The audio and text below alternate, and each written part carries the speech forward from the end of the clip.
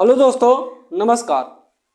आज हम लोग एनसीईआरटी क्लास 6 का चैप्टर 3 पढ़ना शुरू करते हैं, तंतु से वस्त्र तक।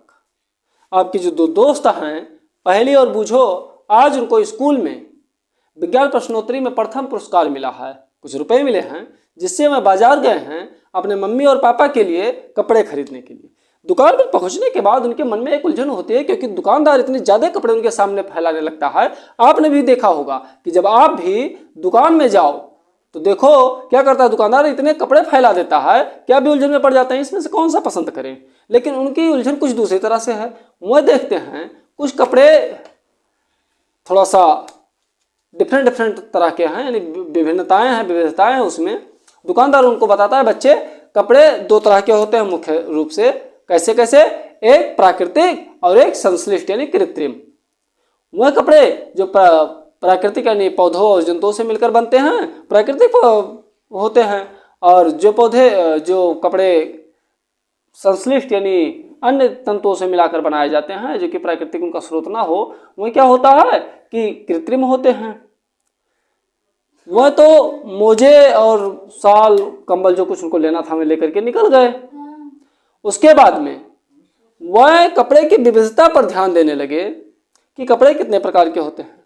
उन्होंने देखा पर्दे, बेडशीट्स, चादर और अन्य चीज़ें घर में जो पाई जाती है, अपने खुद के पहनने वाले कपड़े, यहाँ तक कि उनके बस्ते और उनके यहाँ बोरे जो हैं वो भी तो किसी कपड़े के ही बने हैं।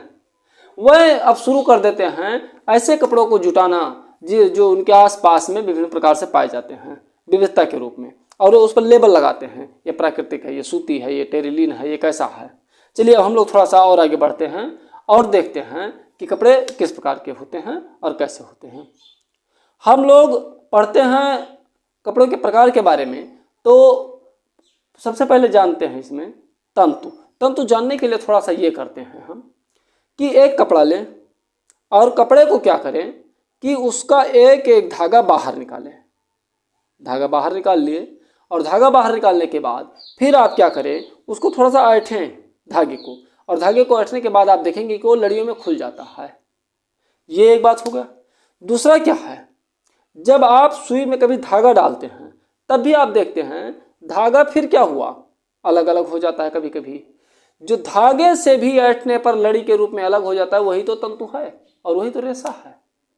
दोबारा सुने, कपड़े ले, कपड़े को अलग करें, धागे को खींच करके, नहीं हो रहा है तो सुई ले लें, सुई से करें, और उसके बाद धागा निकालें, धागे को ऐड करके उनको लड़ियों में भी अलग कर दें, और जो सबसे लास्ट में लड़ी के रूप में अलग होकर के मिलता है हमको, वही तंतु है और उसी को रेशा कहते हैं।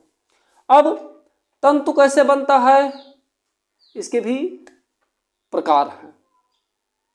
जैसे आप ये मान के चलिए, बीडी सेवक सर के कुशल निर्देशन में करें एनसीईआरटी विषयों के गहन अध्ययन घर बैठे अपने मोबाइल पर बिल्कुल मुफ्त। स्रोतों से मिलते हैं, प्राकृतिक तंतु कहते हैं या प्राकृतिक वस्तु को कहते हैं। प्राकृतिक तंतु कौन कौन से हो सकते हैं, जिससे हमको मिलते हैं पादप से यानी पौधों से और जंतुओं से। तो हम उनको पादप रेशे या पादप तंतु कह सकते हैं। जंतु से जो मिलते हैं जंतु रेशे या जंतु तंतु कह सकते हैं। पौधों से मिलने वाले मुख्यतः रुई और जूट इसमें हम पढ़ते हैं, और जंतु से मिलने वाले जैसे क्या हो सकते हैं, सोचो एक मिनट, सोच पाए? चलो हम बता रहे हैं। जैसे रेशम, रेशमी साड़ियाँ, कुछ ऊन हुए जैसे भेड़ों से मिलने वाले, पश्मीना बकरी की जो है साल सुने होंगे आप लोग। तो ये सब चीजें क्या हैं, जंतुओं से मिलने वाली चीजें हैं। तो जो जैसे जंतुओं से मिलते हैं और जो पौधों से मिलते हैं, प्राकृतिक तंतु कहलाते हैं। संश्लिष्ट तंतु जो कि अन्य विभिन्न प्रकार से बनाए जाते हैं, उनको संश्लिष्ट तंतु वाले वस्त्र कहते हैं। उदाहरण के लिए अगर देखा जाए तो पॉलिएस्टर हुआ, नायलॉन हुआ और एक्रिलिक हुआ, टेरिलीन हुआ, ये सब क्या है, संश्लिष्ट तंतु वाले हैं। अब हम लोग थोड़ा सा पढ़ते हैं कि तंतु क्या है। तो तंतु के बारे में आप समझ चुके हैं। अब बढ़ते हैं पादप तंतु के बारे में और पादप तंतु पढ़ते हैं। पादप तंतु में हम रुई और जूट को पढ़ेंगे।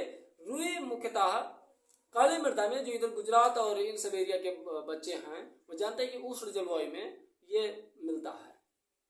रुई में जो रुई का पौधा होता है, उसका जो फल होता है नींबू के आकार का, इतना बड़ा बड़ा होता है, उसको कपास गोलक बोलते हैं। कपास गोलक क्या होता है, जब एकदम फसल पक के तैयार हो जाती है और फूट जाता है कि हाँ फसल कटने लायक है, तो लगता है कि ये एकदम बर्फ की चादर से ढक गया, हिम से ढक गया है पूरा खेत, देखने में बहुत मजा आता है।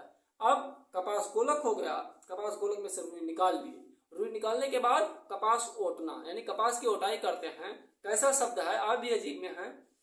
कपास ओटना का अर्थ होता है कि रुई से बीज को अलग करना, यानी कॉटन से बीज को अलग करना। एक ये उनका यंत्र होता है कंकतन, किस यंत्र द्वारा करते हैं, कंकतन यंत्र द्वारा कपास को ओटना करते हैं, मतलब कपास ओटना करते हैं कंकतन द्वारा, यानी बीज को अलग करते हैं। उसके बाद क्या करते हैं, कताई करते हैं। कताई में क्या होता है कि धागा बनाते हैं। ओटना से ये भी हो जाता है कि बीज तो अलग हो ही जाते हैं और रेसे रेसे के रूप में वो थोड़ा सा रेसे के रूप में परिवर्तित हो जाता है। कताई प्रक्रिया में क्या होता है, तकली या तकुआ बोलते हैं, लंबी सी छड़ी होती है जिसमें छड़ी जैसा चीज होता है और उससे पीट करके या उनका कोई विधि है जिस हिसाब से वह उसकी कताई करते हैं। इसमें एक चीज और प्रयोग में लाया जाता है, चरखा। सभी लोग जानते हैं महात्मा गांधी जी ने चरखे का इतना ज्यादा प्रचार किया जिस टाइम स्वतंत्रता का दौर चल रहा था कि लोग लड़ाई लड़ रहे थे, घर घर में चरखे चलने लगे, लोग विदेशी कपड़ों का बहिष्कार करने लगे और स्वदेशी कपड़ों को अपनाने लगे। तो इससे क्या हुआ कि ज्यादा मात्रा में कपास और उनका उपयोग कर करके लोग स्वदेशी वस्त्र बनाने लगे। इसी को और बढ़ावा देने के लिए 1956 में भारत सरकार ने एक ऐसे आयोग का गठन किया, एक ऐसे संगठन का गठन किया जिसको खादी एवं ग्रामोद्योग आयोग कहते हैं। चलिए अब थोड़ा सा रुई के बारे में आप जान चुके हैं। अगर आप इसको सीधे देखना चाहें तो सबसे पहले कपास यानी कपास का गोलक नींबू के आकार का होता है, वो फूटा, रुई निकला। रुई में क्या हुआ कि कपास का ओटना हुआ, यानी कि बीज को अलग किया और रेशे के रूप में थोड़ा सा परिवर्तन हुआ और कंकतन द्वारा। उसके बाद में क्या हुआ, कताई हुआ, तकुआ या तकली या चरखे द्वारा। उसके बाद फिर उसकी बुनाई शुरू हो जाती है, धागा बन जाता है, बुनाई शुरू हो जाती है। बढ़ते हैं थोड़ा सा जूट के बारे में। जूट इधर पश्चिम बंगाल, असम और बिहार के क्षेत्र में पाया जाता है। हम लोगों के हमसे थोड़ा सा बड़ा या छोटा भी साइज में ये होता है और उस टाइम इसकी कटाई की जाती है। अब यहाँ पर समझिए कताई और कटाई अलग अलग चीज है। कैसे, कताई वो चीज है जो तकली, तकुआ या चरखे के द्वारा धागा बनाया जाए और कताई नहीं, कटाई है, कटाई मतलब पेड़ को काट काट करके अलग किया जाए। अब कटाई कर करके क्या करते हैं कि उसको पानी में ले जा करके और डाल देते हैं। पानी काहे डाल दिए, पानी में इसलिए डाल देते हैं ताकि उसके ऊपर की जो छाल हैं वो गल जाएं, यानी सड़ जाएं और उससे अलग हो जाए ताकि रेशे बढ़िया साफ सुथरा निकले। बाद में उसको जब सड़ जाता है निकालते हैं बढ़िया से खूब धुल धुल करके। अरे गांव के जो लोग हैं वो जानते हैं कि कैसे निकालते हैं, उधर के एरिया के जो लोग हैं वो जानते हैं। पटसन जो लोग देखे हैं, पटुआ जिनको बोलते हैं, वो भी देखते हैं। गांव देहात में ऐसा आराम से होता है कि खूब बढ़िया से उसको धुल धुल के साफ करके निकाल लेते हैं। वही प्रक्रिया फिर रेशे अब उनको मिल गए हैं, धुल करके निकाल ले, रेशे मिल गए और रेशे से अपना धागा बनाया, धागा से बोरा वगैरह तैयार करते हैं। आप जूट के बोरे देखे होंगे, आलू वगैरह भर करके आते हैं। अब हम लोग यहाँ तक पहुंच चुके, रुई और जूट को पढ़ चुके हैं। अब अगर थोड़ा सा देखा जाए कि जंतु रेशे के बारे में, तो इसमें भी रेशम जो होता है वो कोया या कोकून उसको कहते हैं, वो भी इससे छोटे बाल की तरह होता है। सहतूत पर पाला जाता है, रेशम का कीट होता है, उसके लार्वा को कैटरपिलर बोलते हैं। और वे क्या करते हैं, सहतूत के पत्ते को खाते हैं और उसी पर पलते बढ़ते हैं। उनके लार से एक ऐसी तंतु के रूप में ऐसा चीज निकलता है जो अपने चारों तरफ लपेट करके और वो गोला बनाते हैं और बाद में वही रेशमी साड़ियों के रूप में तब्दील हो जाते हैं। पानी में, गर्म पानी में उबालते हैं, उबाल करके उसको लंबे लंबे रेशे के रूप में परिवर्तित कर लेते हैं और उसका भी रेशा बन जाता है। अब थोड़ा सा हम लोग बढ़ते हैं बुनाई क्रम में, क्योंकि अभी तक आप लोग तंतु, धागा ये सब जान गए। अब बुनाई के कार्यक्रम में बढ़ते हैं।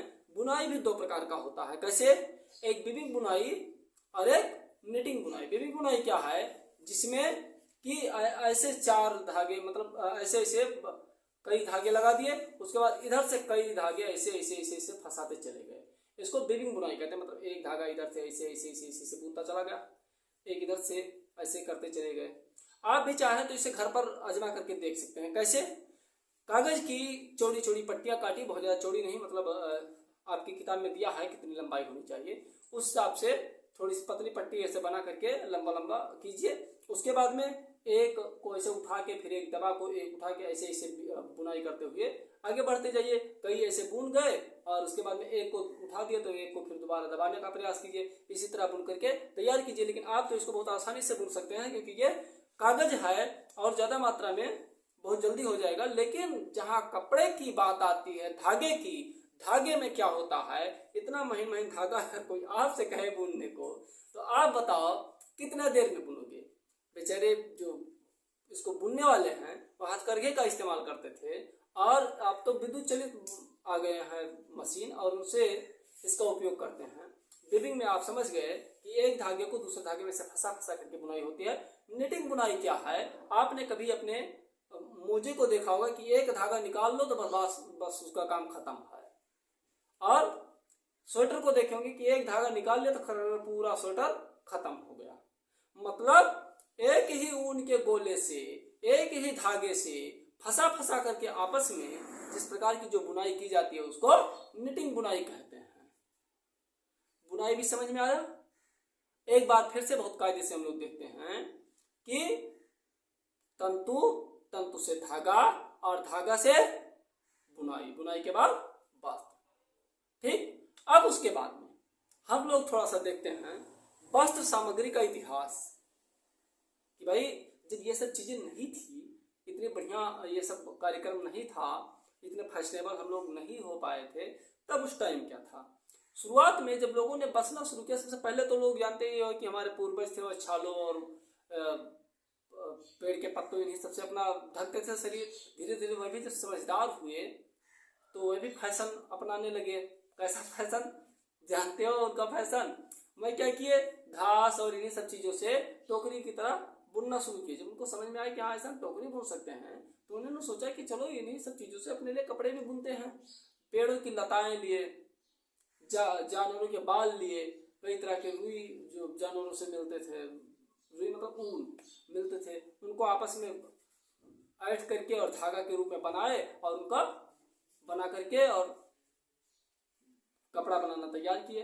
मिस्र में नील नदी के किनारे लोग किस प्रकार से फ्लाइक्स और इन सब चीज़ों का उपयोग करते थे, ये सब आसानी से आप जान सकते हैं। तो इतिहास यही हुआ कि धीरे धीरे लोगों ने क्या काम किया कि उसको धीरे धीरे विकास किए, जंतुओं, पौधों और इन सब चीज़ों से, उनके रेशों से लेकर के और कपड़ा बुनना शुरू किए। हाँ, उस टाइम जब सुई नहीं थी, अभी आप पुराने फिल्मों में और इन सब जगहों पर देखते हैं, क्योंकि अब ऐसा तो और कोई माध्यम बचा नहीं जहाँ से हम जान सकें।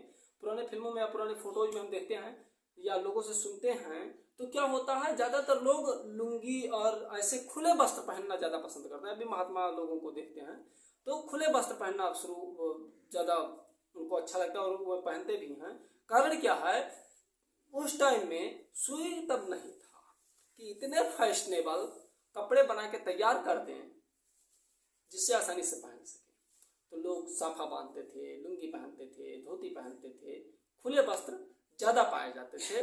और धीरे धीरे जब सुई का विकास हुआ तो अब फैशनेबल चीज़ हम लोगों के हाथ में आ गया। और अभी लगभग 100 वर्ष या लगभग इसके आसपास की ही बात है कि संश्लिष्ट जो है ये कपड़े बनने लगे हैं। इसके पहले क्या होता था कि प्राकृतिक वस्त्र ही हम लोगों को मिलते थे। वस्त्र मतलब कपड़ा होता है, ये इतना आप लोग ध्यान में रखें। आज का पाठ यहीं पर हम समाप्त करते हैं। हमें आशा है आप लोग समझ गए होंगे।